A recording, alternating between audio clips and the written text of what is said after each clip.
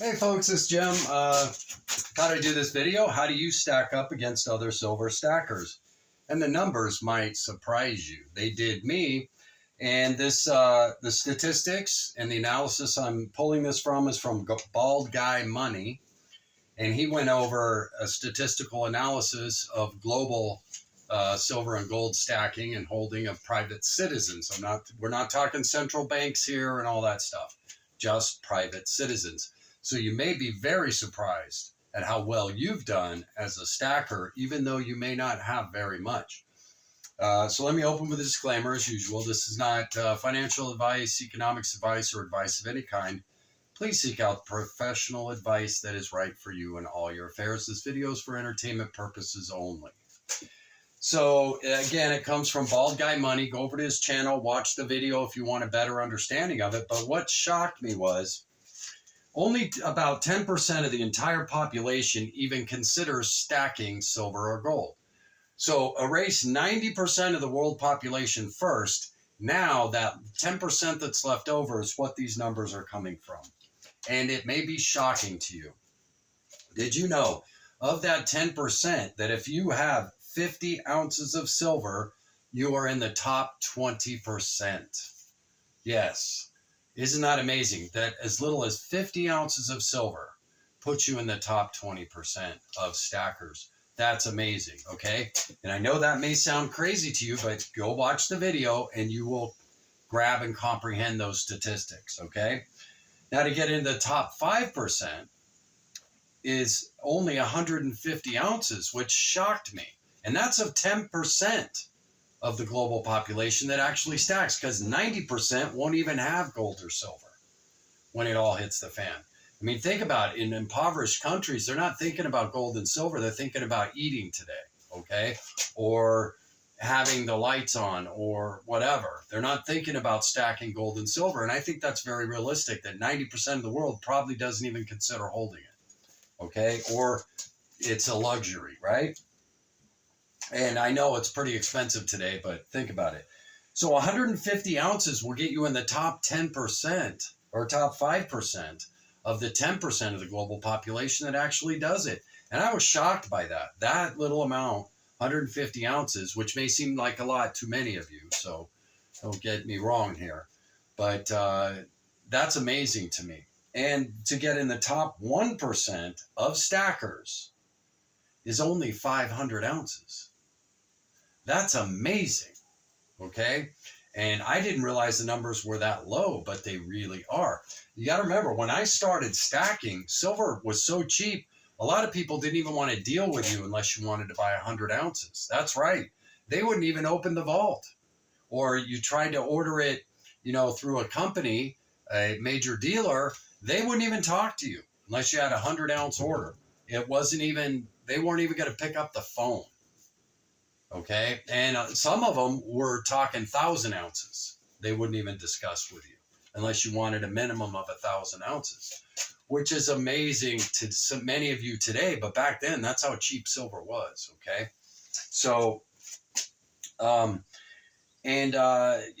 500 ounces will make you, at the top globally. Okay, and I thought that was absolutely shocking to me.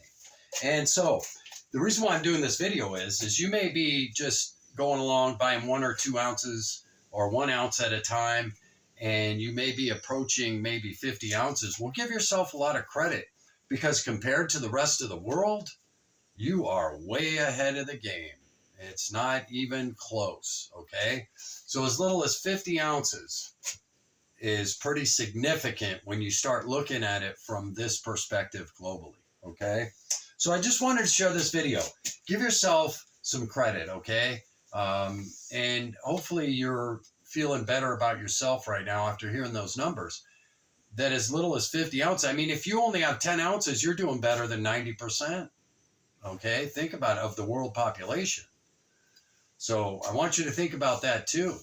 So don't think that you're not doing well just because you haven't, been able to accumulate a lot. And I don't buy silver in this current time because they're charging $4 over spot, and I refuse to do that. All my silver was bought at less than $1 premium over spot, and most of it was less than 50 cents.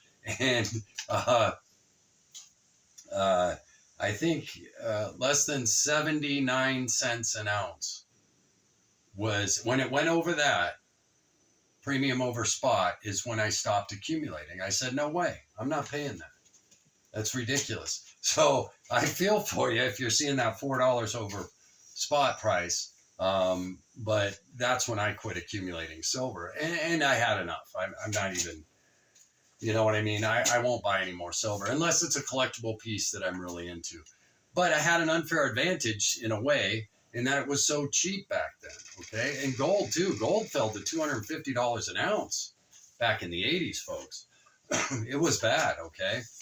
I think it was the 80s when it hit 250 an ounce. Then it popped to 301 and it vacillated back and forth for a while. Then it started slowly rising. Okay. And chopped off until we are where we are today.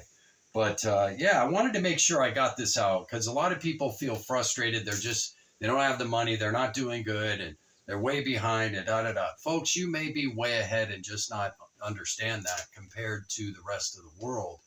You know, you may be a new prepper who thinks you got to do all this stuff that many of us who've been at it for 20 and 30 years and 40 years have already done. Folks, don't compare yourself to other people. Just be the best prepper you can be within the budget that you have. But the last point I want to make is I always thought silver and gold, we should hold 10% of our net worth in precious metals. And in doing that sanely, just like all the people of India do, okay, and many other nations around the world, this isn't a new concept, okay? Just in doing that will lead to a massive holding of gold and silver when you hit 60 like me, okay? And that's just basic common financial suggestion from most financial advisors. That's what they recommend as a hedge against inflation or an economic, dollar collapse or something like that. So if you think about it that way, if you were able to save 10% of your net worth in gold and silver, how much would you have? And think about it seriously. And, I've stopped and I switched to gold for that reason. One, the price over spot for silver was ridiculous. And gold is just so much more convenient to store. I have to pay by the square foot in the vault at my capital. So I pay to store my gold and silver, but you wouldn't keep that much money in your house either. So people say, why don't you store it in your house? Because only a fool would. If there's a fire or something, or God forbid I die, and my son can't find it, which I did a video sharing that really happened to a friend of mine. Nobody found his gold and silver and they sold the house. Oh yeah. So yeah, at a certain point, I think you want it out of your house. That's up to you. This isn't advice, but I certainly want it out of my house at my age. I don't want it in my house. Okay. It's just not worth it. It's not worth the risk. It's in an insured vault. Everything's good. Transfers directly to my son without taxes. You know what I mean? So I want you to consider that 50 ounces of silver is big with regards to the rest of the 10% of the world that actually holds any silver. You're doing really good.